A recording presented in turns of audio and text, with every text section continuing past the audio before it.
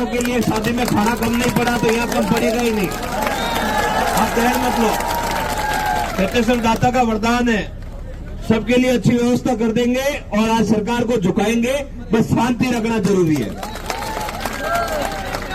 और हम सभी लोग यहाँ कोई राजनीतिक रैली में नहीं आए हैं, हम सभी लोग किसी नेता को समर्थन देने नहीं आए हैं, हम सभी लोग हमारा हक लेने आए हैं।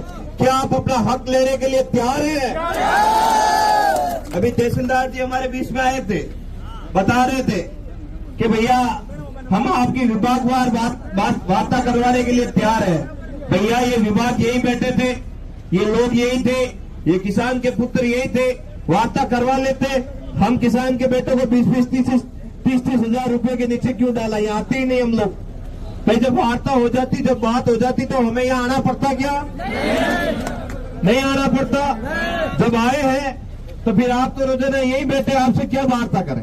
वार्ता करने के लिए बाड़मेर जाएंगे सीधा भैया, कहीं रुकने वाले नहीं है हम लोग। अगर किसी के माइंड में ये गलतफहमी हो तो निकाल देना, हम हनुमान बेनीवाल जी के सिपाही है।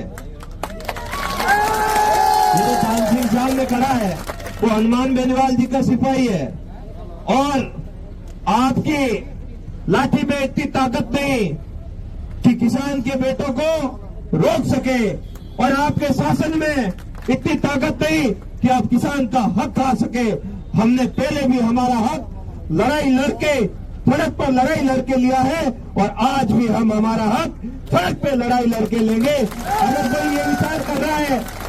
अगर कोई ये विचार कर रहा है कि ये लोग आए ज्ञापन देके चले जाएंगे, भैया ये पद से देने का काम हमारा नहीं है। ऐसे कागजों को आप कहीं दूसरी जगह डाल देना। दूसरी का मतलब आप समझ गए?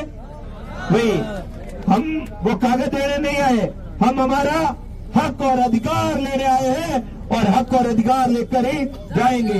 भाइयों अभी ताजाराम जी बता रहे थे कि हमें अनुशासन के तरीके से चलना है।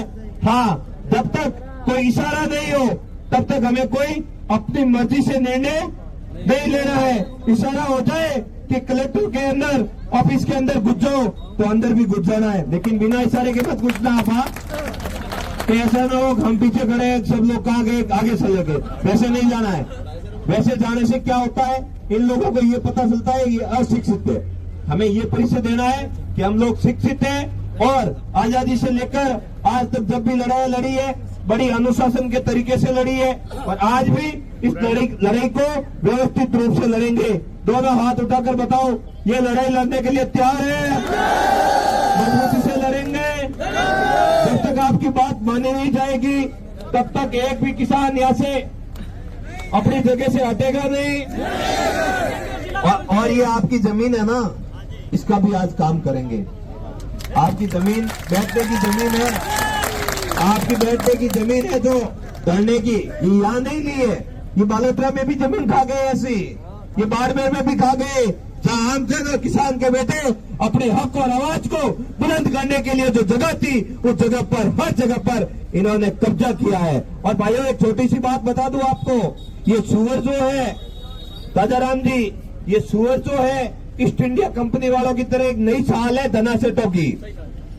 कैसे भी करके किसानों का खेती से मन हटाओ। जब खेती से मन हटेगा, अंदर खेती नहीं होगी, किसानों के फसल नहीं होगी, उस समय ये धना सेठ आएंगे और अपनी जमीन को लीज पे लेंगे, और धीरे धीरे उस जमीन को अपना खुद का कब्जा करेंगे और हमें जमीन से बेघर कर देंगे।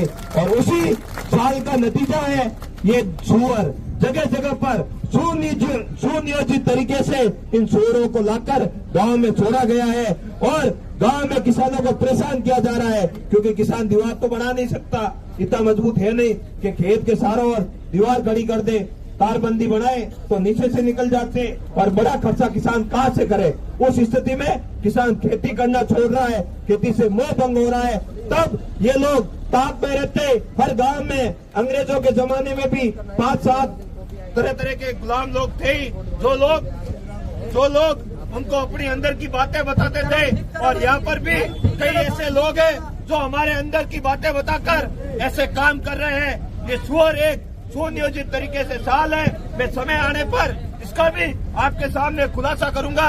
कौन बड़े बड़े धनासेठ हैं जो सरकार के मंत्रियों के इशारे पर ये यहाँ लाकर छोड़ रहे हैं। अभी बाड़मेर की ओर निकलेंगे और मजबूती से अभी हम लोग बाड़मेर की ओर निकलेंगे, एक एक करके व्यवस्थित लाइन बनाकर आगे कोई ट्रैक्टर नहीं निकालेगा, एक के पीछे एक। और जैसे भी आज हमें फोटो सेशन रील्स की कोई आवश्यकता नहीं है। आज हक और अधिकार के लिए शांति से अनुशासन तरीके से हमें चलना है। अभी आगे जैसे भाई साहब हमारे यहाँ के जो किसान के बेटे हैं वो निर्देश देंगे, उस अनुसार आगे निकलेंगे। धन्यवाद।